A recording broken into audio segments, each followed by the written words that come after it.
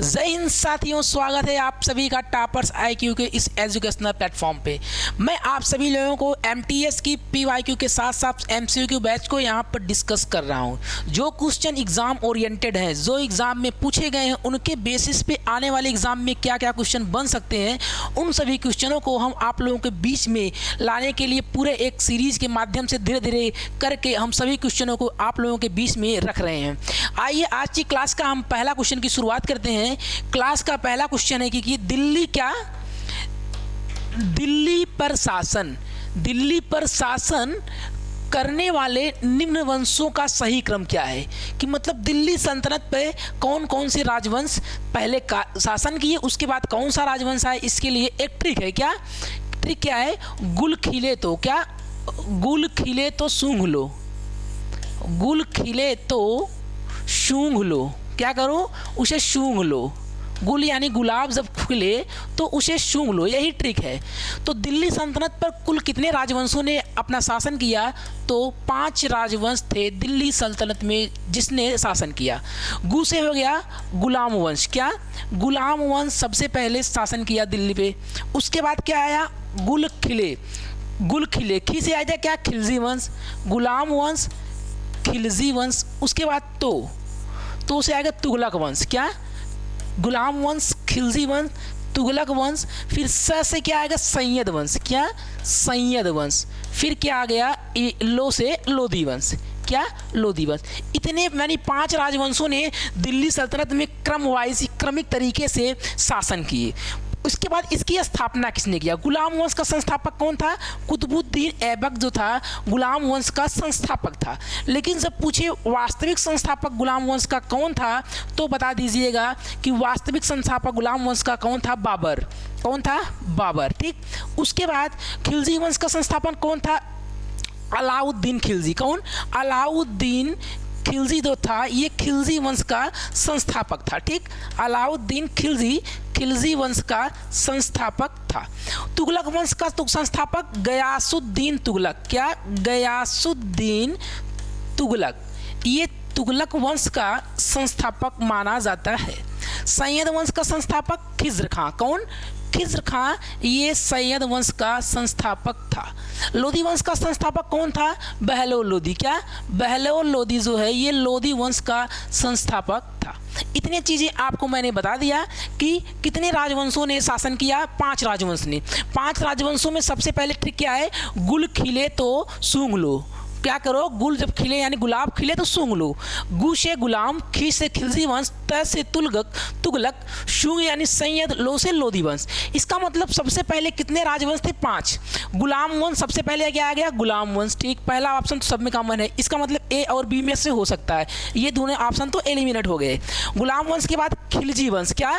खिलजी वंश आ गया। इसका मतलब दोनों में भी कॉमन है। तीसरा और 5वें में गुलाम वंश, खिलजी वंश, बाद तुगलक वंश आएगा। यानी 5वां क्या है इसमें? तुगलक वंश। इसका मतलब पहला ऑप्शन मेरा क्या हो गया? सही हो गया। क्या? पहला ऑप्शन मेरा क्या हो गया? सही हो गया। आइए अगला क्वेश्चन देखते हैं कि अगला क्या है। देखिए इसमें मैं आपको बता सकता हूं कि कुछ क्वेश्चंस हैं जो एग्जाम ओरिएंटेड हैं, एग्जाम के दृष्टिकोण से बहुत महत्वपूर्ण है। देखिए मैंने आपको गुलाम वंश में क्या बताया था? बाबर। क्या बताया? बाबर। बाबर का बेटा कौन हुआ? हुमायूं। बाबर के बाद हुमायूं। मैंने आपको बाबर के बारे में बता चुका था पूरा का पूरा। अब हुमायूं के बारे में पढ़ते हैं। हुमायूं का शासनकाल कब से कब तक था? तो आप बता दीजिए। हुमायूं का शासनकाल 1540। क्या? 1540 से 1540 तो हुमायूं क्या था? 55 तक ये तो बाहर था। हुमायूं कब से कब तक बाहर था? इतने से इतने तक कब था? बाहर रहता था। ठीक है। ये उस समय राजा नहीं था। लेकिन इसका शासनकाल जब पूछेगा तो 1530 से लेकर के 1556। क्या? 1530 से 1556 तक ये उसका शासनकाल था, यानी इसका टाइम पीरियड था। ठीक। उसके बाद पूछता है हुमायूं। क्या? हुमायूं जो है जब यहाँ पे बैठा दिल्ली की गद्दी पे, उस समय वो कहाँ का सूबेदार था? तो उस समय ये सूबेदार था हुमायूं, वो बख्त खां। यहाँ पे बख्त खां का सूबेदार था। ठीक है। बख्त खां का उस समय सूबेदार था। ठीक। ये चीज़ आप इसको नोट डाउन कर लीजिएगा। पूछ सकता है कि हुमायूं यानी दिल्ली पर 2 बार शासन करने वाला राजवंश कौन सा है?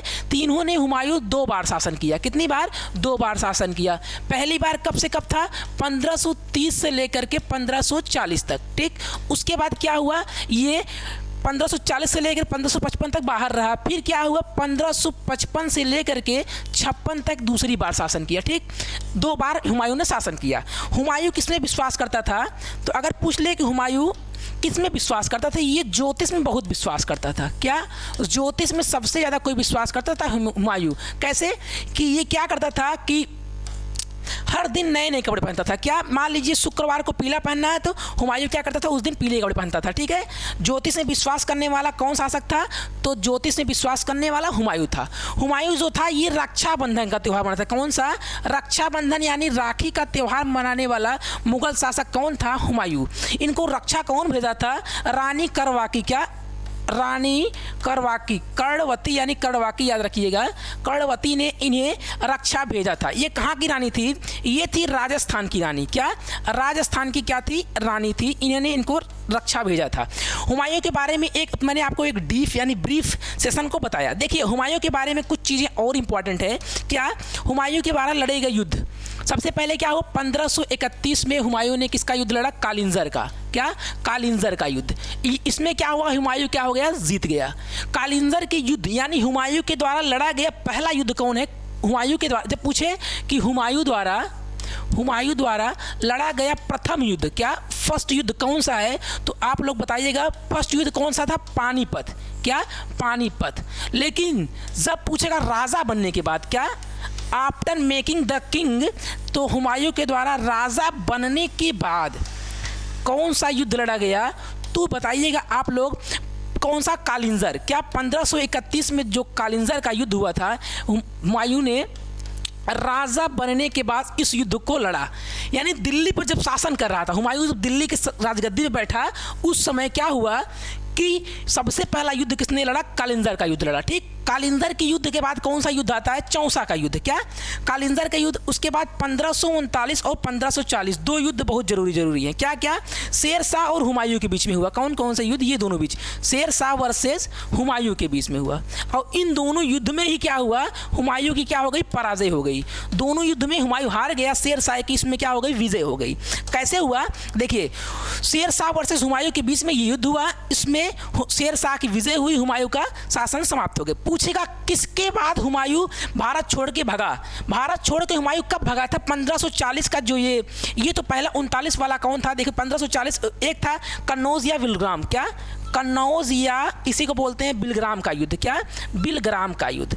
कन्नौज और बिलग्राम के युद्ध के बाद, बिलग्राम के युद्ध के बाद क्या हुआ, हुमायूं जो है ये छोड़ के भारत छोड़ के चला गया। ठीक, हुमायूं भारत छोड़ के चला गया। ठीक, 1539 में कौन सा युद्ध हुआ था, चौसा का युद्ध। कौन सा युद्ध हुआ था, चौसा का युद्ध में हुमायूं और शेरशाह की सेनाएं आपस में मिली। उसमें बाद क्या हुआ कि हुमायूं जो है ये हार गया, फिर उसके बाद ये भारत चला गया। उस एक चीज़ पूछ सकता है कि आखिर अकबर का जन्म कहाँ पे हुआ। देखिए अकबर जो इनका जन्म हुआ था, अकबर तो किसका लड़का था, हुमायूं का बेटा था। किसका बेटा, हुमायूं का।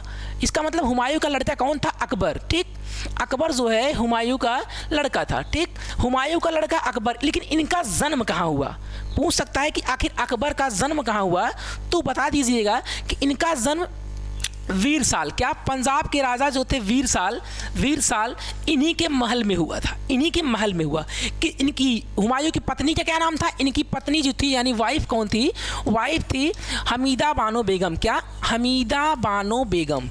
हमीदा बानो बेगम ये हुमायूं की पत्नी थी। इसका मतलब हुआ कि अकबर किसका पुत्र हुआ, हमीदा बानो बेगम का अकबर पुत्र हुआ। अकबर जो है अभी इसके बारे में आपको एक मैप के माध्यम से हम कुछ वीडियो में बताएंगे। आइए आज से क्लास क्वेश्चन अगला देखते हैं। क्या है कि भारतीय संविधान सभा, क्या भारतीय संविधान, भारत का संविधान सभा किसके अनुसार गठित किया गया। मैंने आपको संविधान सभा के बारे में पिछले वीडियो में कुछ बातें बताई थी। देखिए संविधान सभा का जो गठन किया गया, जो कैबिनेट मिशन योजना है, कौन सी योजना, कैबिनेट मिशन योजना, इसी के तहत किया गया। इसमें हुआ क्या, कैबिनेट मिशन 1946 में बना। कब बना, 1946 में इसका गठन किया गया। लेकिन भारत कब आया, भारत जो है 24 मार्च, क्या 24 मार्च 1946 को कैबिनेट मिशन भारत पहुंचा। इसमें क्या हुआ, ये आखिर भारत आया क्यों था? भारतीयों को एक अच्छी तरीके से संविधान के निर्माण के लिए, संविधान के निर्माण की, इसमें ये बताया गया कि भारतीयों को एक संविधान का निर्माण कैसे किया जाएगा, इसके बारे में बताने के लिए ही कैबिनेट मिशन भारत में आया था। इसमें कौन कौन से लोग थे? इसमें 3 सदस्य थे। कितने सदस्य थे? कैबिनेट मिशन में 3 सदस्य थे। तीनों में कौन कौन से सदस्य थे? देखिए, पहला था, आप लोग याद कीजिए कि LCA, ऐसे याद रखिएगा, LCA, यह मतलब हो गया कि पैट्रिक लॉरेंस। कौन? पैट्रिक लॉरेंस, ठीक, पैट्रिक लॉरेंस। पहले सदस्य कौन थे? Patrick Lawrence. और C से आपका क्या हो जाएगा? Stafford Cripps. कौन? Stafford Cripps. ये थे दूसरे सदस्य। दूसरे सदस्य कौन थे? Stafford Cripps. ए से क्या होगा? अलेक्जेंडर। कौन था? अलेक्जेंडर, ठीक, इतना आप लोगों को याद रखना है। इसमें 3 सदस्य थे। L से पैट्रिक लॉरेंस हो गया, C से स्टेफोर्ड क्रिप्स, A से अलेक्जेंडर कनिंघम, ठीक है।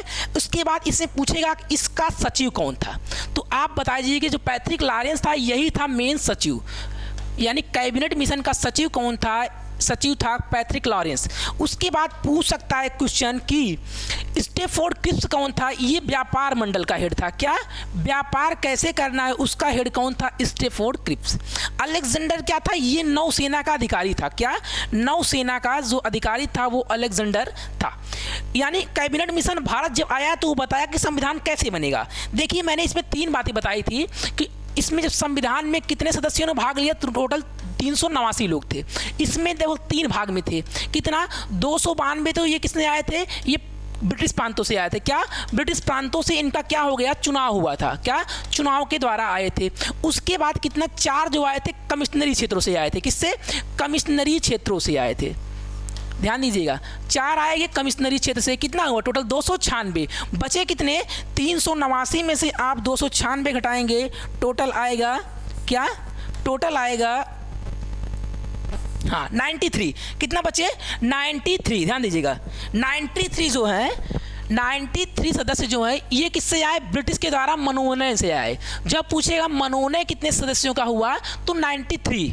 कितना? 93 सदस्यों का मनोनयन हुआ। 292 सदस्यों जो है ब्रिटिश के द्वारा चुनाव के द्वारा आया। उसमें चुनाव करने की क्या बात बताई गई?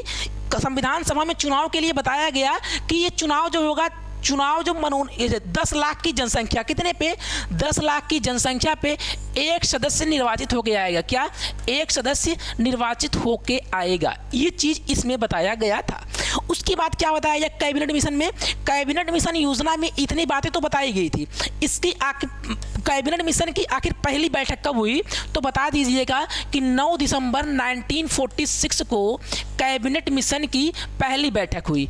इसमें क्या हुई? पहली बैठक में इसकी अध्यक्षता किसके द्वारा किया गया? इसकी अध्यक्षता किया गया सच्चिदानंद सिन्हा। क्या? सच्चिदानंद सिन्हा के द्वारा पहली बैठक की अध्यक्षता किया गया। लेकिन ये कौन से अध्यक्ष थे? अस्थायी। कौन से अध्यक्ष थे? अस्थायी अध्यक्ष थे। पूछेगा आखिर इसकी अगली बैठक कब हुई? अगली बैठक 11 दिसंबर 1946 को हुई। इसकी अध्यक्षता राजेंद्र प्रसाद, कौन? डॉक्टर राजेंद्र प्रसाद के द्वारा किया गया। ये इसके अस्थायी अध्यक्ष हुए। कौन? अस्थायी अध्यक्ष हुए। संविधान सभा के बारे में ये उद्देश्य प्रस्ताव को इसके जस्ट 2 दिन बाद, क्या 11 के बाद 13 दिसंबर 1946 को उद्देश्य प्रस्ताव, क्या उद्देश्य प्रस्ताव को किसके द्वारा? उद्देश्य प्रस्ताव को पंडित जवाहरलाल नेहरू जी के द्वारा उद्देश्य प्रस्ताव के संविधान निर्मात्री सभा के समक्ष रखा गया। लेकिन पूछता है कि देखो, पूछेगा कब रखा गया? 13 दिसंबर 1946 को संविधान निर्मात्री सभा के समकक्ष रखा गया। उसके बाद पूछ सकता है आखिर बनने में कितना समय लगा? 2 साल। संविधान को बनने में 2 साल 11 महीने, कितने महीने? 11 महीने और 8 दिन का समय लगा था। इतना समय संविधान को बनने में लगा था। ये चीज आप ध्यान रखिएगा, ठीक। आइए क्लास का 2 साल 11 महीने 18 दिन, ठीक। इसको आप लोग ध्यान दीजिए, 2 साल 11 महीने 18 दिन, ठीक। आइए क्लास का हम अगला क्वेश्चन करते हैं। क्या है कि कौन व्यक्तिगत स्वतंत्रता से संबंधित है? क्या व्यक्तिगत स्वतंत्रता से, यानी आपको पता है कि व्यक्तिगत स्वतंत्रता किसे बताए थे? Article number 21। क्या बताए थे? आर्टिकल नंबर 21 में मैंने ये बताया था कि इसमें आपको जीवन जीने की स्वतंत्रता है। क्या? जीवन जीने की स्वतंत्रता है, यानी आप अपने हिसाब से अपनी लाइफ को जी सकते हैं, किसी से प्यार कर सकते हैं, कोई आपको हस्तक्षेप करने के लिए नहीं आएगा। ठीक, उसके बाद इसमें क्या बताया गया? आपको मैंने बताया कि आर्टिकल 32, क्या आर्टिकल नंबर 32 में क्या कहा गया है? आर्टिकल नंबर 32 ये संवैधानिक उपचारों का अधिकार है। क्या? संवैधानिक उपचारों का अधिकार किस आर्टिकल को कहते हैं? तो बताइएगा, आर्टिकल नंबर 32 को संवैधानिक उपचारों का अधिकार कहा जाता है। ठीक, ये चीज आप नोट डाउन कर लीजिए। आर्टिकल 32 को ही क्या कहते हैं? इसी को संविधान की क्या बोलते हैं? आत्मा बोलते हैं। क्या? संविधान की आत्मा किसे कहते हैं? आर्टिकल नंबर 32 को कहते हैं। संविधान की आत्मा कहे या बोले संविधान का हृदय, क्या हृदय कहे, या तो संविधान का हृदय के साथ साथ आपसे पूछ सकता है कि संविधान का, हाँ देखो, संविधान की रीढ़ क्या है? संविधान की रीढ़ मैंने क्या बताया था? आर्टिकल नंबर 19, अनुच्छेद जो 19 है, ये संविधान का रीढ़ है।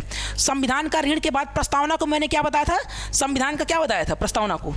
देखो, संविधान की रीढ़ तो आर्टिकल 19 बता दिया, संविधान की प्रस्तावना को मैंने क्या बताया? प्रियम्बल को। संविधान, देखो प्रियम्बल कहाँ शुरू होता है? शुरू होता है हम भारत के लोग, क्या हम भारत के लोग से संविधान शुरू होता है। संविधान में कितने प्रकार की स्वतंत्रता की बात कही गई है?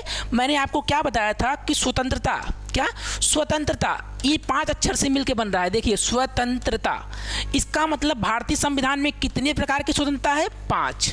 ठीक, समता, क्या समता, यानी सम संख्याएं कितनी है? ध्यान दीजिए, इसमें सम आ रहा है, सम संख्याएं 2 ही होती हैं, यानी 2 प्रकार की समता, स्वतंत्रता समता 2 प्रकार की। ठीक, उसके बाद ये तो संविधान के बारे में, आर्टिकल नंबर 32 के बारे में ध्यान दीजिएगा। उसके बाद आता क्या है कि आखिर कितने प्रकार के इसमें स्वतंत्रता से संबंधित है। देखिए, पहला हो गया क्या, इसमें आर्टिकल 32 के तहत जो है सुप्रीम कोर्ट क्या करती है? सुप्रीम कोर्ट रिट जारी करती है। रिट कितने प्रकार की रिट जारी करती है? 5 प्रकार की रिट जारी करती है। जब पूछेगा हाई कोर्ट किसके तहत करता है? 226, अनुच्छेद 226 के तहत हाई कोर्ट रिट जारी करती है।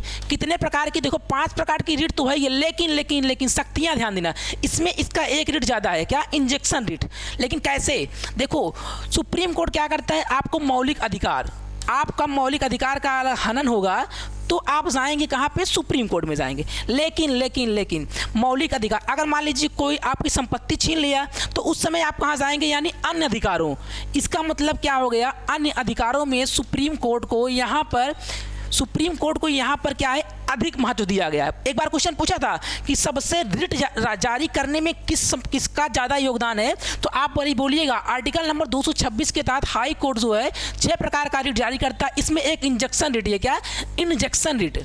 इंजेक्शन रिट हाई कोर्ट के पास एक्स्ट्रा रिट है। ठीक, इसका मतलब 5 प्रकार का। ये कब जारी करता है? हाई कोर्ट जो है आपके मौलिक अधिकारों का अलग उल्लंघन होगा तो उसी समय केवल क्या करेगा? हाई कोर्ट रिट जारी कर सकता है। ठीक, 5 प्रकार के रिट होते हैं। कौन कौन सा?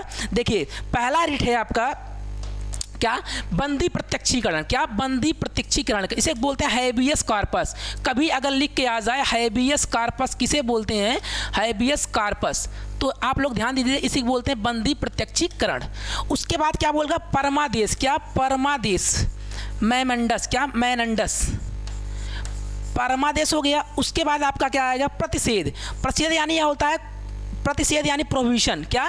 प्रोविजन, इसी को बोलते हैं का प्रोविजन। ध्यान दीजिएगा, प्रोविजन के बाद उसके बाद उत्प्रेषण यानी आगे की तरफ फाइल को भेजना।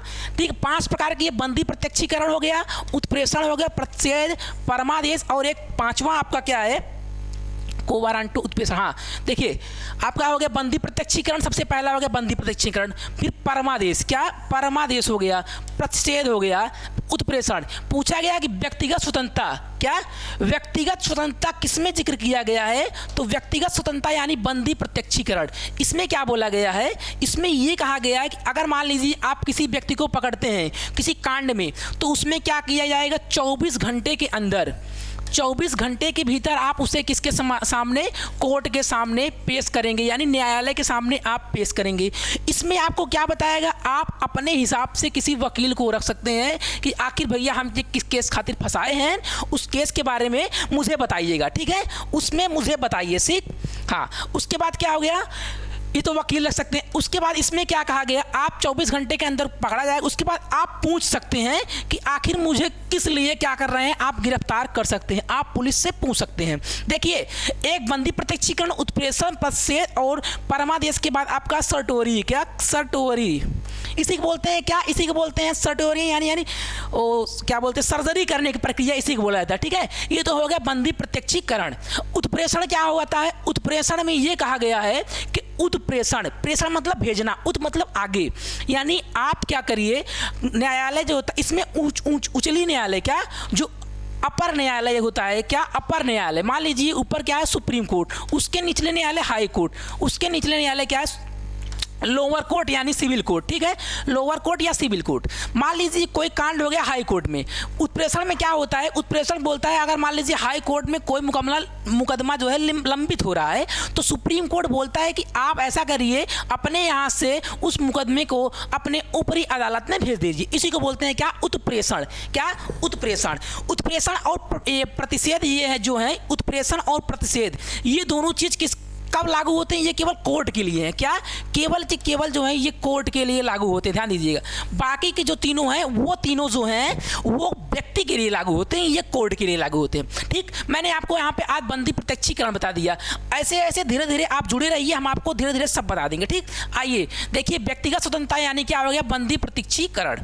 अगला क्वेश्चन है कि भारतीय प्रतिरूप, देखो आप इसको देख के ही डर रहे होंगे, लेकिन क्वेश्चन में कुछ नहीं, क्या लिखा गया है कि भारतीय प्रतिभूति एवं विनिमय बोर्ड, इसकी आखिर स्थापना कब हुई थी, इसी का क्या नाम है, सेबी, क्या सेबी। सेबी का फुल फॉर्म क्या होता है, सिक्योरिटी, क्या security exchange, security exchange board of India, ठीक, बोर्ड ऑफ इंडिया, ठीक, ये सेबी है। सेबी की स्थापना आखिर कब हुई थी, 1992 में। कब हुई थी, 1992 में सेबी की स्थापना हुई थी, 1992 में। अधिनियम कब का है, 1988 का अधिनियम है, ठीक, ध्यान दीजिएगा। 1992 में सेबी की क्या हुई थी, स्थापना हुई थी। इस समय सेबी के हेड कौन है, माधुरीपुरी बुच, कौन, माधुरीपुरी बुच जो है इस समय सेबी की कौन है, हेड, माधुरीपुरी बुच, ठीक, इसको आप लोग ध्यान दीजिएगा। माधुरीपुरी बुच इसमें क्या है, सेबी की हेड है, ठीक। सेबी के बारे में ये क्या करता है, सेबी के काम क्या है, स्टॉक मार्केट, क्या जो आपका स्टॉक मार्केट है इसी को कंट्रोल करने का काम क्या है, इसी को कंट्रोल करने का काम सेबी का है। उसके बाद देखिए कि सबसे पुराना स्टॉक एक्सचेंज क्या है, बॉम्बे स्टॉक एक्सचेंज, बीएससी को बोलते हैं, क्या बॉम्बे स्टॉक एक्सचेंज, क्या बॉम्बे स्टॉक के बाद क्या है, एक्सचेंज, बॉम्बे स्टॉक एक्सचेंज सबसे पुराना एक्सचेंज है। इसका आखिर मुख्यालय कहाँ पे है, लगता होगा आपको मुख्यालय दलाल स्ट्रीट मुंबई, क्या दलाल स्ट्रीट मुंबई में इसी का मुख्यालय है, ठीक। पूछेगा आखिर बीएससी का मुख्यालय कहाँ पे है, बीएससी का मुख्यालय दलाल स्ट्रीट मुंबई में अवस्थित है। सेबी की स्थापना कब हुई, तो 1992 में, लेकिन इसका अधिनियम कब है, 1988 का मैंने बता दिया। एक मैंने बताया था आपको आरबीआई की स्थापना, आरबीआई की स्थापना किस कमेटी के हिसाब से हुआ, तो बता दीजिएगा, यंग हिल्टन कमेटी, क्या यंग हिल्टन आयोग की सिफारिश के आधार पर आरबीआई की स्थापना 1 अप्रैल 1935 को हुआ। पूछ सकता है आखिर आरबीआई की स्थापना किस अधिनियम के तहत हुई, तो 1934 के अधिनियम के तहत हुआ, ठीक, ये चीज होगी। आरबीआई जब बना था, आरबीआई उसके बाद हुआ क्या कि आरबीआई की स्थापना तो हो ही गई, उसके समय पहले अध्यक्ष कौन थे, क्या आरबीआई के पहले गवर्नर, उसी को बोलते हैं क्या गवर्नर। आरबीआई के पहले गवर्नर कौन थे, ओसबोर्न स्मिथ, कौन ओसबोर्न स्मिथ आरबीआई के पहले गवर्नर थे, ठीक। वो पहले भारतीय कौन थे? जब पूछेगा कि पहले भारतीय गवर्नर कौन है, तो पहले इंडियन सीडी देशमुख। कौन? सीडी देशमुख आरबीआई के पहले भारतीय गवर्नर हैं। इस समय आरबीआई के हेड कौन है? तो इस समय आरबीआई के हेड शक्तिकांत दास। कौन? शक्तिकांत दास जी जो हैं इस समय आरबीआई के हेड हैं। ठीक, इतना आप याद रखिएगा आरबीआई के बारे में। उसके बाद आइए आरबीआई का राष्ट्रीयकरण 1949 को मैंने बताया था। आरबीआई का मुख्यालय कहाँ पहले था? 1937 में कोलकाता से लेकर के ये कहाँ लाया गया? ये मुंबई को लाया गया। अगला क्वेश्चन देखिएगा, क्या ऑस्ट्रेलिया महाद्वीप से संबंधित क्वेश्चन है। ऑस्ट्रेलिया महाद्वीप का सर्वोच्च पर्वत शिखर है। देखिए मैंने आपको सभी महाद्वीपों को पढ़ा चुका हूँ, ये मेरा ऑस्ट्रेलिया महाद्वीप है। इसके बाद एशिया महाद्वीप आएगा। ऑस्ट्रेलिया महाद्वीप का सबसे ऊंचा पर्वत शिखर, देखिए सबसे ऊंचा पर्वत शिखर क्या है? माउंट कोसियस्को। क्या? माउंट कोसियस्को ऑस्ट्रेलिया महाद्वीप का सबसे ऊंचा पर्वत शिखर है। माउंट बिशप मैसिव कहाँ पे है? अंटार्कटिका। कहाँ पे? अंटार्कटिका। अंटार्कटिका महाद्वीप की सबसे ऊंची चोटी कौन सी है? Mount bishop massive. Mount McKinley आपको या इसी का नाम पूछ सकता है माउंट डेनाली। ये कहाँ पड़ता है? उत्तरी अमेरिका में। कहाँ? उत्तरी अमेरिका की सबसे ऊंची चोटी कौन सी है? माउंट मैकाली या माउंट मैकिनले या डेनाली। Mount Elburz. क्या? माउंट एल्ब्रूज ये जो है यूरोप की सबसे ऊंची चोटी है। उसके बाद एकांक गुहा के बारे में पूछ सकता है कि माउंट एकांक गुहा। मैंने आपको पिछली क्लास में बताया है कि ये सबसे ऊंची चोटी किसकी है? दक्षिण अमेरिका। क्या? दक्षिण अमेरिका की सबसे ऊंची चोटी माउंट एकांक गुहा। ठीक, इतना तो आपको इसके बारे में मैंने बताया। देखिए अमेरिका के बारे में क्या क्या पूछ सकता है? उसके ऑस्ट्रेलिया के बारे में। ऑस्ट्रेलिया को सबसे पहले किसके द्वारा खोजा गया?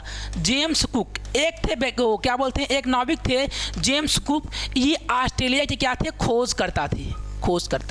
ऑस्ट्रेलिया के क्या बोलते हैं? प्यासी भूमि का देश। क्या? प्यासी भूमि का देश। ये किसे बोलते हैं? ऑस्ट्रेलिया को बोला जाता है। सेकंड चीज़ क्या है? ऑस्ट्रेलिया को हम और क्या बोलते हैं? लैंड ऑफ क्या? Land of golden plea. Land of golden plea, ध्यान दीजिएगा। लैंड ऑफ गोल्डन फ्लीस ये किसे बोलते हैं? ऑस्ट्रेलिया का बोलते हैं। उसके बाद इसी को बोलते हैं कंगारुओं का देश। किसका? कंगारुओं का देश। चूँकि क्या है आप लोग देखते होंगे ऑस्ट्रेलिया की टीम जब मैच खेलने आती है पीली पीली जर्सी में आती है, उसे कंगारू हम लोग बोलते हैं, इसे बोलते हैं कंगारुओं का देश। उसके बाद ऑस्ट्रेलिया में और क्या पूछ सकता है? हाँ देखिए मैंने आपको ऑस्ट्रेलिया के बारे में एक मैप लगाया, बहुत बेहतर तरीके से समझ में आएगा आपको। ये हाँ ऑस्ट्रेलिया देखिए ये दिख रहा होगा। ठीक, ऑस्ट्रेलिया आखिर किस महाद्वीप के अंतर्गत आता है? देखिए ये पूरा क्या है? देखिए हाँ ये आपका माइक्रोनेशिया है। क्या? ये आपका दिख रहा होगा ये वाला पार्ट, ये है माइक्रोनेशिया। क्या? माइक्रोनेशिया। ये पूरा क्या है? माइक्रोनेशिया। माइक्रोनेशिया के नीचे क्या है? आपको ये मेलानेशिया दिख रहा होगा। क्या? ये आपको दिख रहा होगा मेलानेशिया। Melanesia, Micronesia, Melanesia. और क्या हो गया इसमें आपका आ गया ये पार्ट हो गया आपका ऑस्ट्रेलिया। क्या? ऑस्ट्रेलिया ये हो गया। उसके बाद ये क्या हो गया आपका पूरा का पूरा ये हो गया, हाँ ये देख रहे हैं आप पूरा क्या है? ये है पॉलिनेशिया। क्या? पॉलिनेशिया यानी इन सभी को सम्मिलित रूप से क्या बोलते हैं? ओशेनिया। क्या? ओशेनिया। इसका मतलब क्या हुआ? इसका मतलब ये हुआ ऑस्ट्रेलिया जो है ओशेनिया महाद्वीप का एक क्या है? हिस्सा है। ओशेनिया महाद्वीप का ऑस्ट्रेलिया क्या है? एक हिस्सा है। कैसे? आप ये देख रहे होंगे, एक मैप देखिएगा ध्यान से। हाँ एक मिनट इंतजार करिएगा। देखिए ऑस्ट्रेलिया क्या है? ओशेनिया महाद्वीप का एक हिस्सा है। कैसे? अब हमें ऑस्ट्रेलिया के बारे में सब कुछ आपको आराम से बताऊंगा। देखिए ये आपका ऑस्ट्रेलिया मैप में दिख रहा होगा। ठीक, ऑस्ट्रेलिया के इधर क्या है? Great barrier reef. क्या? ग्रेट बैरियर रीफ कहाँ पे है? अगर पेपर में आया गया कि ग्रेट बैरियर रीफ तो बता दीजिएगा ऑस्ट्रेलिया में, लेकिन किधर? ऑस्ट्रेलिया के पूर्वी साइड में है। ठीक है, ऑस्ट्रेलिया के पूर्वी साइड में है क्या? Great barrier reef. ये किससे बना है? ये कोरल से बना है। कोरल यानी किससे बना है? कोरल यानी शैवालों से मिलके बना है। ठीक, उसके बाद ग्रेट बैरियर रीफ के बाद क्या है?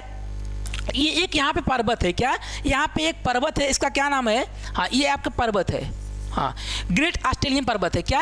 ये है, ये भी ग्रेट बैरियर रीफ के नाम से इसका ही पड़ा है, ग्रेट ऑस्ट्रेलियन पर्वत। उसके बाद यहाँ पे कौन सी झील है? आयरे झील। क्या?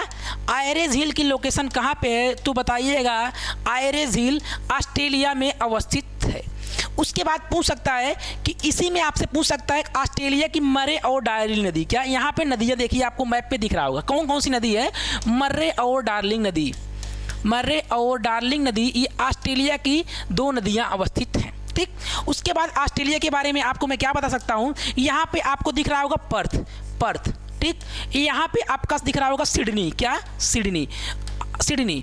उसके बाद क्या कि ऑस्ट्रेलिया के सबसे बड़ा जो शहर है ये कौन सा है? सबसे बड़ा शहर ये सिडनी है। सिडनी ऑस्ट्रेलिया का सबसे बड़ा शहर है। उसके बाद पूछेगा आखिर ये क्या दिख रहा है, नीचे क्या दिख रहा है? ये आपको खाड़ी दिख रही है। क्या? भूगोल की खाड़ी। क्या है? भूगोल की खाड़ी कहाँ पे है? सब लोग चकमिया गए होंगे, लेकिन ध्यान दीजिएगा, भूगोल की खाड़ी ये कहाँ पे है? ये आपकी पड़ती ऑस्ट्रेलिया में। कहाँ? ऑस्ट्रेलिया में भूगोल की खाड़ी पड़ती है। ध्यान दीजिएगा, भूगोल की खाड़ी कहाँ पड़ती है? ऑस्ट्रेलिया में पड़ती है। ठीक, उसके बाद आपको एक मैप के माध्यम से मैं दिखाने का प्रयास करता हूँ। ये देखिए, आपको ये दिख रहा होगा क्या? दक्षिणी अमेरिका। क्या? दक्षिणी अमेरिका। इसका ये वाला पार्ट क्या है? चिली। क्या? चिली आपको दिख रहा होगा। चिली के जस्ट सामने आपकी लोकेशन यहाँ देखेंगे हवाई द्वीप। क्या? हवाई द्वीप भी किसका पार्ट है? ये ओशिनिया महाद्वीप में आता है। हवाई द्वीप ओशिनिया महाद्वीप में आता है। इसी को हम लोग क्या बोलते हैं? प्रशांत महासागर का चौराहा। क्या? प्रशांत महासागर का जो चौराहा है ये क्या है? हवाई द्वीप प्रशांत महासागर का क्या है? चौराहा है। उसके बाद आप लोग देखिएगा कि हाँ, ऑस्ट्रेलिया का मैप मैंने आपको दिखाई दिया। उसके बाद देखिए क्वेश्चन क्या था? क्वेश्चन था ऑस्ट्रेलिया महाद्वीप के बारे में। हाँ देखिए, क्वेश्चन इसी में था ना, आपको मैंने बताया जब पूछेगा कि प्रशांत महासागर का द्वार। क्या? प्रशांत महासागर का जो द्वार है ये कौन सा है? इसका द्वार बोलते हैं फिजी। यानी फिजी के माध्यम से ही हम किस में घुसेंगे? प्रशांत महासागर के अंतर एंट्री कर जाएंगे। ठीक, इसका मतलब ऑस्ट्रेलिया महाद्वीप का सबसे ऊंची पर्वत चोटी माउंट कोसियस्को है। ठीक, आइए क्लास की अगला क्वेश्चन करते हैं कि अगला क्वेश्चन है क्या। ठीक, हाँ देखिए, ऑस्ट्रेलिया महाद्वीप को मैंने पढ़ा दिया। उसके बाद मैप है, मैप के बाद ये आपको बता ही दिया। हाँ ठीक, अगला क्वेश्चन आपका है कि निम्नलिखित को सुमेलित कीजिए। कौन सा सुमेलित नहीं है? बहुत ध्यान से क्वेश्चन को पढ़ना है। कैसे? कैंटरबरी कहाँ पे है? न्यूजीलैंड में, आपको मैं बताया भी था। घास का मैदान है सब। वेल्ड कहाँ पे है? साउथ अमेरिका में, अफ्रीका में है, ये भी मैंने बताया। पोर्कलैंड कहाँ पे? ब्राज़ील में? नो। पोर्कलैंड कहाँ पे? मैंने आपको बताया अफ्रीका में है। कहाँ? अफ्रीका में पोर्कलैंड अवस्थित है। ठीक, फिर लानोस की घास के मैदान कहाँ पे है? वेनेजुएला। क्या? वेनेजुएला। घास के मैदान को मैंने बताया था आपको, एक मैप के माध्यम से बताया था कि ये आपको कर्क रेखा दिख रही होगी। कर्क रेखा के नीचे क्या है? भूमध्य रेखा। कर्क रेखा के नीचे भूमध्य रेखा, उसके जस्ट नीचे मकर रेखा। कर्क और मकर रेखाओं के बीच में जो घास के मैदान पड़ेंगे, इसके बीच में ये सभी घास के मैदान कैसे होंगे? ये सभी उष्ण घास के मैदान होंगे। क्या? उष्ण यानी गर्म होंगे। हम लोगों के लिए कब सबसे अच्छी घास के मैदान कौन सी होंगी? इसके जो ऊपर है और नीचे, ये कैसे होंगे? शीतोष्ण होंगे। कैसे? शीतोष्ण में कौन सा आता है? आपका स्टेपीज आता है। क्या? स्टेपीज कहाँ पड़ता है? यूरेशिया, यानी यूरोप और एशिया के मध्य में कौन सा घास का मैदान आता है? स्टेपीज के बाद क्या बताया? Steppes prairie. क्या? प्रेरी। ये प्रेरी कहाँ पे आता है? नॉर्थ अमेरिका में। उसके बाद पंपास कहाँ पे आ गया? नीचे आ गया। या किस में आ गया? साउथ अमेरिका में। फिर वेल्ड आ गया। वेल्ड घास का मैदान कहाँ पे है? साउथ अफ्रीका में हो गया। वेल्ड के बाद डाउन्स घास का मैदान आपको कहाँ दिख रहा होगा? ऑस्ट्रेलिया में। कहाँ? ऑस्ट्रेलिया। फिर उसके बाद क्या आ गया? ये आपका ऑस्ट्रेलिया के जस्ट बगल में न्यूजीलैंड दिख रहा होगा। न्यूजीलैंड में क्या पाया जाता है? कैंटरबरी। देखिए, पूरा घास के मैदान को मैं एक मैप के माध्यम से सजा दिया हूँ। डाउन्स कहाँ बताया? डाउन्स शीतोष्ण घास का मैदान ऑस्ट्रेलिया में हो गया। ठीक, पंपास कहाँ पे बताया? अर्जेंटीना में। कहाँ? अर्जेंटीना या दक्षिण अमेरिका पे, बोलो दोनों एक ही है। वेल्ड कहाँ पे है? वेल्ड तो कहाँ बताया? साउथ अफ्रीका में, मैंने बता दिया लोकेशन। स्टेपीज जो है यूरोप और मध्य एशिया, ये दोनों का मिश्रित रूप है स्टेपीज। ठीक, उसके बाद सवाना घास के मैदान कहाँ पाए जाते हैं? उत्तरी मध्य अफ्रीका। अफ्रीका में सवाना और वेल्ड दोनों है। सवाना क्या है? उष्ण है। क्या? उष्ण है। उसके बाद पटाना क्या होता है? श्रीलंका घास के मैदान में क्या हो गया? पटाना। लानोस कहाँ पे है? लानोस की लोकेशन आपको दिख रहा है वेनेजुएला। क्या? वेनेजुएला। ठीक। उसके बाद कैम्बोज, क्या कैम्बोज घास के मैदान कहाँ पे हैं? ब्राज़ील। कैम्बोज पूछे या तो कंपोज पूछे, दोनों क्या है? एक ही है, ठीक। एक है कैंटरबरी, क्या कैंटरबरी कहाँ पे लोकेशन बताया? न्यूजीलैंड में, नीचे की साइड लोकेशन है, ठीक। पॉर्कलैंड कहाँ पे बताया मैंने? अफ्रीका लोकेशन में, ये सही है।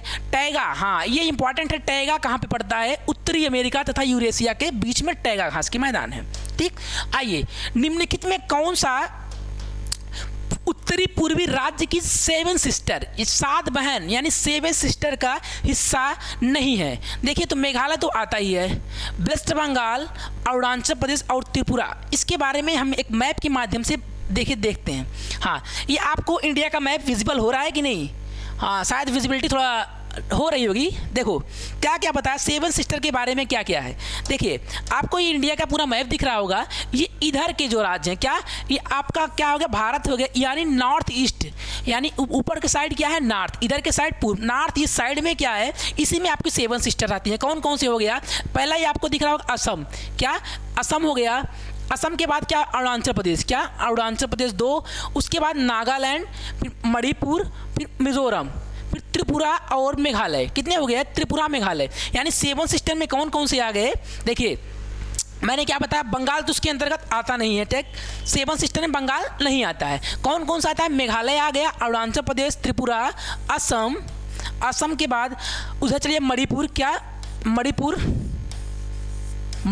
देखो 1 2 3 4 5 मणिपुर हो गया। त्रिपुरा, मिजोरम, ठीक, त्रिपुरा और मिजोरम, ठीक, मिजोरम, असम, मेघालय, अरुणाचल प्रदेश, उसके बाद मणिपुर, त्रिपुरा और मिजोरम। ये कितने हो गए? 7 राज्य जो हैं 7 सिस्टर के अंतर्गत आते हैं, ठीक।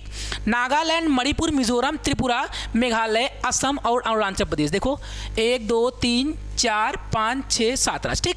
नागालैंड, एक क्या है इसमें? नागालैंड, मैंने इसमें लिखा नहीं है, लिख लीजिएगा नागालैंड। ये पूरा क्या है? 7 सिस्टर यानी 7 बहन में आते हैं। देखिए भारत के मैप में मैंने आपको बहुत सारी चीज़ों को डिस्कस किया था, शायद आप भूल भी गए होंगे या याद भी होगा, जो भी होगा। देखिए भारत की सबसे ज़्यादा समुद्री सीमा, जब पूछेगा भारत की तटीय सीमा कितना है? 15,200 किलोमीटर है पूरा तटीय सीमा, पूरे लैंड से मिला करके। उसके बाद पूछ सकता है आखिर क्या? 1 मिनट वेट करिए, पानी थोड़ा पी लें। सॉरी, देखिए 15,200 किलोमीटर सबसे ज़्यादा इसकी सीमा है। समुद्री सीमा कितना पड़ती है? 7516 किलोमीटर ये जो है समुद्री सीमा भारत की पड़ती है। लेकिन 7500 सीमा जो पड़ती है ये आपका इधर लक्षद्वीप है, उसके बाद अंडमान निकोबार, इन दोनों द्वीप को मिला के है। लेकिन ध्यान दीजिएगा इसमें क्या है? 6100 किलोमीटर, क्या 6100 किलोमीटर जो मेन लैंड है, क्या मुख्य भूमि की जो तटीय सीमा है ये कितनी है? 6100 किलोमीटर। यानी यहाँ से ये लोकेशन आप देख रहे होंगे इंडिया मैप का, यहाँ से यहाँ तक की लंबाई कितनी? 6100 किलोमीटर, ठीक। उसके बाद जो इसकी ये जो लक्षद्वीप और अंडमान निकोबार है, इन दोनों को मिला के कितना हो गया? इन दोनों को मिला के हो गया 7516। उसके बाद सबसे लंबी तटीय सीमा पूछे, जब पूछे कि सबसे लंबी तटीय सीमा वाला राज्य कौन सा है, तो गुजरात। कौन? गुजरात। गुजरात की सबसे लंबी तटीय सीमा है, ठीक। उसके बाद देखिए सबसे कम तटीय सीमा आपको गोवा दिख रहा होगा, यानी सबसे कम तटीय जो सीमा है किसकी है? गोवा की। ये आपको तट के बारे में मैंने बता दिया। जब ओवरऑल पूछेगा कि सबसे लंबी तटीय सीमा किसकी है पूरा ओवरऑल भारत में, तो बता दीजिए किसकी? अंडमान निकोबार की। किसकी? अंडमान और निकोबार की ओवरऑल सबसे लंबी तटीय सीमा है, इतनी बड़ी है, ठीक। ये इसकी लोकेशन अंडमान निकोबार की आप देख रहे होंगे, ठीक। उसके बाद पूछ सकता है जनसंख्या। उत्तर प्रदेश की जनसंख्या क्या है? सबसे ज़्यादा है, यानी सबसे ज़्यादा जनसंख्या वाला, जनसंख्या में सबसे ज़्यादा किसकी है? तो यूपी की है। किसकी? यूपी की। सबसे कम जनसंख्या इधर साइड सिक्किम पकड़ लीजिए, सिक्किम में सबसे कम क्या है? जनसंख्या है, क्या जनसंख्या सिक्किम की सबसे कम है। किसकी? सिक्किम की। ये तो जनसंख्या के अकॉर्डिंग मैंने बता दिया। क्षेत्रफल के अकॉर्डिंग मान ली पूछ सकता है, तो आप लोग ध्यान दीजिएगा भारत में सबसे ज़्यादा क्षेत्रफल किसका है? क्षेत्रफल आपको दिख रहा होगा राजस्थान, यानी सबसे बड़ा क्षेत्रफल किसका है? तो ये आपका तो है एरिया हो गया राजस्थान का। किसका? राजस्थान का एरिया सबसे ज़्यादा हो गया। सबसे कम क्षेत्रफल में आपको आ जाएगा, ध्यान दीजिएगा राजस्थान के जस्ट नीचे क्या है क्षेत्रफल में, इसके जस्ट नीचे है आपका लक्षद्वीप। क्या? लक्षद्वीप। लक्षद्वीप का क्षेत्रफल क्या है? सबसे कम है, ध्यान दीजिएगा, लक्षद्वीप का क्षेत्रफल सबसे कम है। क्षेत्रफल में सबसे ज़्यादा क्या होगा? राजस्थान सबसे कम, ये हो गया। जनसंख्या में इसके बाद ये हो गया, ठीक। उसके बाद मैंने क्या बताया था? मैंने आपको ये चीज़ ये बताया था मैप में कि मान लीजिए भारत का मैप है, ठीक। भारत का मैप आपको मैंने क्या बताया? भारत का मैप हो गया, ठीक। उसके बाद इसकी क्या है? इधर से पूर्व से पश्चिम क्या बताया था? पूर्व से पश्चिम से लंबाई 2933 किलोमीटर, ठीक। उसके बाद पूर्व से पश्चिम के बाद मैंने क्या बताया कि नॉर्थ से साउथ, क्या? नॉर्थ से साउथ इसकी लोकेशन कितना है? 3214 किलोमीटर। क्या? 3214 किलोमीटर। इतना चीज़ आप मैप में ध्यान रखिएगा। धीरे धीरे आपको एक एक क्वेश्चन करके हम सब रिवाइज करवा देंगे। निम्नलिखित में कौन सा भारतीय लोक नृत्य नहीं है? भारतीय लोक नृत्य यानी फोक डांस के बारे में बात कर रहा है। देखिए लोक नृत्य में मणिपुरी तो आता ही है, ये कहाँ का है? मणिपुर का है। उसके बाद क्या हो गया? मोहिनीअट्टम। क्या? मोहिनीअट्टम हो गया। गरबा, गरबा गुजरात का। क्या? ये गुजरात का लोक नृत्य तो नहीं है। क्या? गुजरात का ये लोक नृत्य यानी लोक नृत्य में मणिपुरी, मोहिनीअट्टम और कथकली आता है। कथकली कहाँ का लोक नृत्य है? ये केरल का लोक नृत्य है, ठीक। इतना चीज़ आप ध्यान दीजिएगा। उसके बाद क्या होता है कि सूची 1 को सूची 2 के साथ सुमेलित कीजिए। दोनों को सुमेलित करना है। कैसे कैसे? पंडित रविशंकर को शहनाई ऑप्शन में नीचे दे दिएगा, ध्यान दीजिएगा। हरिप्रसाद चौरसिया वायलिन, ओंकेश्वर नाथ ठाकुर सितार, बिस्मिल्लाह खां बांसुरी से। देखिए मैंने क्या बताया कि पंडित रविशंकर ये किससे संबंधित है? ये सितार वादक है। कौन? सितार वादक है, ध्यान दीजिएगा। इसका ऑप्शन तो चला आया नीचे, ये तो कट गया। उसके बाद क्या है? हरिप्रसाद चौरसिया, ये आपके कौन है? बांसुरी वादक। क्या? जो चौरसिया जी होते हैं बड़ी बांसुरी बजाते हैं, ध्यान दीजिएगा। चौरसिया जी, मैं यहाँ पे किसी को जातिगत नहीं कर रहा हूँ, लेकिन बांसुरी बहुत बजाते हैं, इसलिए क्या याद हो गया? हरि यानी भगवान से याद कर लीजिएगा। हरि, हरि यानी कृष्ण, हरे कृष्णा, बांसुरी बजाते थे, तो यानी बांसुरी वादक कौन हो गया? हरिप्रसाद चौरसिया। उसके बाद बिस्मिल्लाह खां। क्या? बिस्मिल्लाह खां क्या करते थे? शहनाई वादक थे। क्या? शहनाई वादक।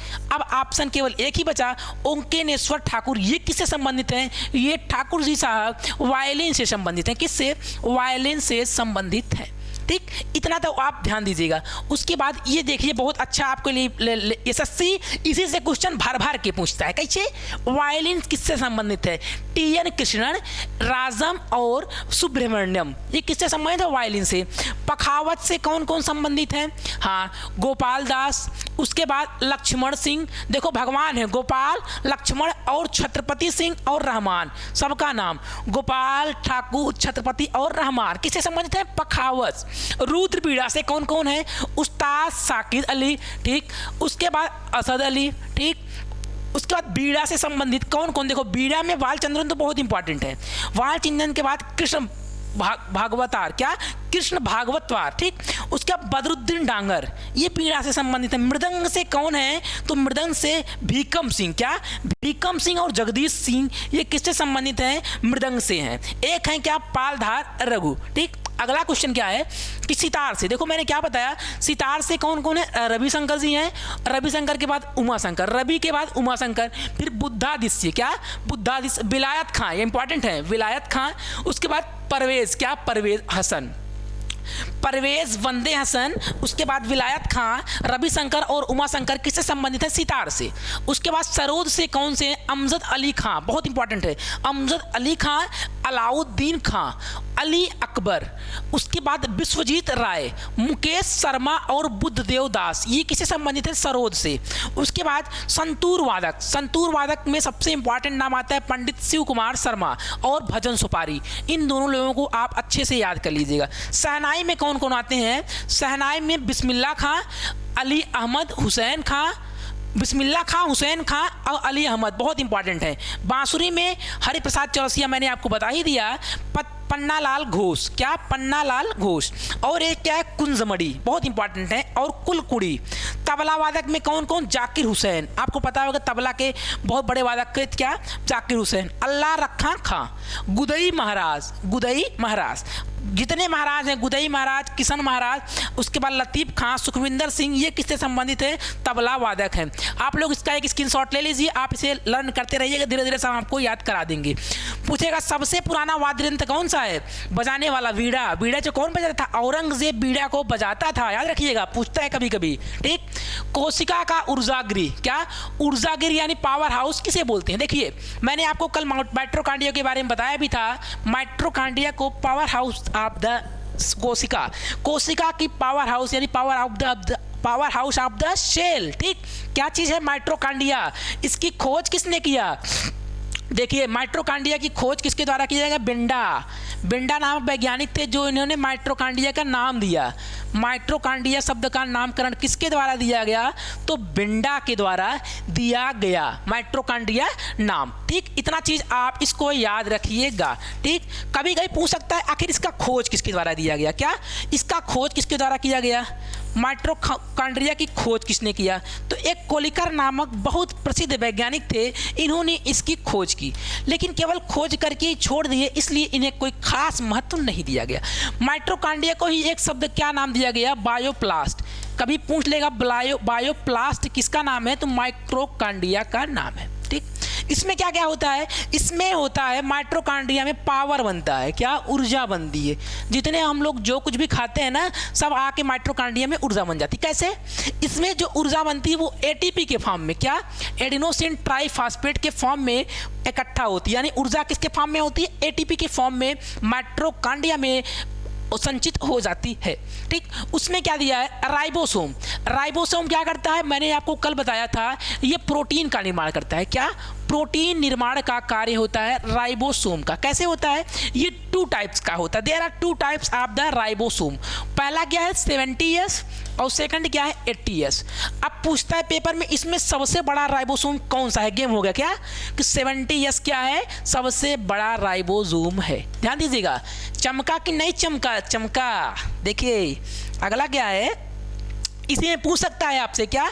हाँ, जैसे आपको तो मैंने बता दिया कोशिका के बारे में। मानव शरीर की सबसे छोटा अंग कौन सा है? पूछ सकता है। मानव शरीर की सबसे छोटी यूनिट क्या है? सबसे छोटी इकाई क्या है? तो मानव शरीर की सबसे छोटी इकाई क्या है? सेल। सेल को हिंदी में क्या बोलते हैं? कोशिका। ठीक है बच्चों, प्यारे बच्चों, आप लोगों को ये सब बहुत समझ में आ रहा होगा, मैं यही उम्मीद करके आप लोगों के बीच में पढ़ा रहा हूँ। कोशिकाओं के समूह को क्या बोलते हैं? टिश्यू। टिश्यू यानी ऊतक। ऊतक क्या होता है? ये बहुत सारी कोशिकाओं का समूह होता है, यानी ग्रुप ऑफ जो सेल्स होता है, ये क्या होता है? इसी को बोलते हैं टिश्यू। ठीक, टिश्यू। यही बहुत सारे सेल्स मिलके क्या बनते हैं? ऑर्गन बनाते हैं। जैसे मान लो हमारा हाथ पैर गोड़ ये सब क्या बन जाता है? धीरे धीरे ऑर्गन बन जाता है। कैसे मिलके? बहुत सारा ऊतक मिलके बना देते हैं। ठीक, अगला क्वेश्चन क्या है कि भूटान का राष्ट्रीय खेल। देखिए बच्चों कि भूटान का राष्ट्रीय खेल, देखिए सर मैंने आपको बहुत सारे राष्ट्रीय खेल को बताया भी है, और यहाँ आप लोगों को समाहित करके एक वीडियो ऐसा दूंगा ना, इस वीडियो से आप कहीं पेपर में क्वेश्चन आएगा केवल इसी स्लाइड से ही आएगा। कैसे? भूटान का राष्ट्रीय खेल क्या है? तो राष्ट्रीय खेल के बारे में तीरंदाजी। भूटान के लोग तीरंदाजने में बहुत आगे हैं तीरंदाजने में, इसी के लिए भूटान का क्या होता है? तीरंदाजी। ठीक, शूटिंग, ताइक्वांडो और रेसलिंग। देखिए आपको एक ये दिख रहा होगा, बहुत बेहतर तरीके से मैं इसको लेके आया हूँ आप लोगों के बीच में। इसके बाहर पेपर में कुछ नहीं पढ़ना है। देखिए आपको मास्टर तो बनना नहीं है, मैं जितना पढ़ा दिया बस इतना ही पढ़ लीजिए। अगर पेपर में ना फंसे तो मुझसे आके पूछिएगा। कैसे? ऑस्ट्रेलिया और इंग्लैंड का कौन सा खेल है? देखिए 1 मिनट स्लाइड चली गई है, ध्यान दीजिएगा। ऑस्ट्रेलिया और इंग्लैंड के बारे में पूछा गया है कि ऑस्ट्रेलिया और इंग्लैंड इसके कौन सा खेल है जो कि सबसे पहले मैच कौन जीता? ऑस्ट्रेलिया। देखा ऑस्ट्रेलिया मैच जीता था, इसका मतलब क्या है? ऑस्ट्रेलिया और क्रिकेट का जो जन्मदाता है ऑस्ट्रेलिया और इंग्लैंड हो गया। इंडिया और पाकिस्तान दोनों पता है, पहले भारत और पाकिस्तान दोनों एक था। इसका राष्ट्रीय खेल क्या हो गया? हॉकी। क्या हॉकी इंडिया और पाकिस्तान का राष्ट्रीय खेल हो गया। उसके बाद क्या हो गया? काफ़ी चीज़ें देखो मैंने आपको बता भी दिया। देखिए हाँ, देखिए यही चीज़ स्लाइड थी। क्या? इंडिया और ऑस्ट्रेलिया का राष्ट्रीय खेल क्या है? क्रिकेट। क्या? क्रिकेट। यानी इस ऑस्ट्रेलिया, ध्यान दीजिएगा, इंग्लैंड और ऑस्ट्रेलिया का राष्ट्रीय खेल क्रिकेट। भारत का राष्ट्रीय खेल हॉकी। भारत का राष्ट्रीय खेल क्या हो गया? हॉकी। देखिए स्लाइड बार बार भाग जा रही है, लेकिन आपको हम एक मैप के माध्यम से बता देते हैं। देखिए भारत का राष्ट्रीय खेल क्या हो गया? हॉकी। भारत का राष्ट्रीय खेल हॉकी। भारत के साथ पाकिस्तान का राष्ट्रीय खेल हॉकी। रेसलिंग कहाँ का स्पेन का राष्ट्रीय खेल क्या है? स्पेन का खैर सांड युद्ध, क्या है? सांड युद्ध स्पेन का राष्ट्रीय खेल है। उसके बाद पूछ सकता है अखेर भूटान का तीरंदाजी। वॉलीबॉल कहाँ का राष्ट्रीय खेल है? तो वॉलीबॉल बांग्लादेश का राष्ट्रीय खेल है। देखिए, बांग्लादेश का कबड्डी राष्ट्रीय खेल हो गया, वॉलीबॉल श्रीलंका का राष्ट्रीय खेल हो गया। क्या? श्रीलंका का राष्ट्रीय खेल क्या हो गया? वॉलीबॉल। ठीक, वॉलीबॉल को श्रीलंका का राष्ट्रीय खेल कहा जाता है। ठीक, देखिए हाँ, यही पे है। इसको बिना बताए आप लोगों को छोड़ेंगे नहीं, आप लोग बस अपना प्यार बनाए रखिएगा। देखिए क्या क्या दिया है कि ऑस्ट्रेलिया से इंग्लैंड क्रिकेट हो गया, भारत से क्या हो गया? हॉकी। भारत के साथ पाकिस्तान का राष्ट्रीय खेल क्या हो गया? हॉकी। उसके बाद क्या हो गया? मलेशिया और इंडोनेशिया क्या है? बैडमिंटन। क्या? बैडमिंटन जो है ये मलेशिया और इंडोनेशिया का। चीन का क्या है? टेबल टेनिस, इंपॉर्टेंट है। फुटबॉल। उसके बाद तीरंदाजी कहाँ का है? भूटान का। जापान का राष्ट्रीय खेल क्या है? जूडो कहाँ का राष्ट्रीय खेल है? जापान का राष्ट्रीय खेल है। उसके बाद बेसबॉल कहाँ का? यूएसए का राष्ट्रीय खेल बेसबॉल। स्पेन का क्या है? सांड युद्ध कहाँ का है? स्पेन का।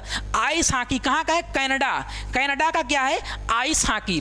मैंने आपको बांग्लादेश से क्या बताया? बांग्लादेश का राष्ट्रीय खेल क्या है? कबड्डी। क्या? कबड्डी तोड़ दे हड्डी। ये कहाँ का है? बांग्लादेश का है। ठीक, ब्राजील और फ्रांस का क्या है? इसका इंपॉर्टेंट है फुटबॉल जो है ब्राजील और फ्रांस का राष्ट्रीय खेल है। ठीक, बैडमिंटन कहाँ का? मैंने बताया आपको मलेशिया। क्या? मलेशिया। आपके यहाँ अपने यहाँ से कौन है? पीवी सिंधु जी बैडमिंटन की बहुत फेमस खिलाड़ी हैं, आपको पता भी होगा। रग्बी फुटबॉल ये कहाँ का है? स्पेन। क्या? स्पेन का तो सांड युद्ध है। ठीक है, स्पेन का सांड युद्ध है। देखिए, रग्बी फुटबॉल स्कॉटलैंड का। कहाँ गई है? ये स्कॉटलैंड का फेमस खेल है। कहाँ का? स्कॉटलैंड।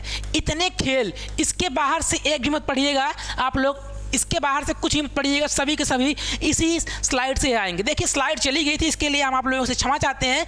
आप लोग टॉपर्स IQ परिवार की वीडियोस को ज़्यादा से ज़्यादा लाइक करिए, शेयर करिए। मैथ की क्लास आप एक बार पढ़िएगा अनिल सर से, उसके बाद आप देखिएगा कि क्लासेस किस तरीके से अच्छी तरीके से आप लोगों के बीच में लाई जा रही हैं। तब तक के लिए जय हिंद, मिलते हैं सभी को अगली क्लास में। बाय बाय, टेक केयर सभी को।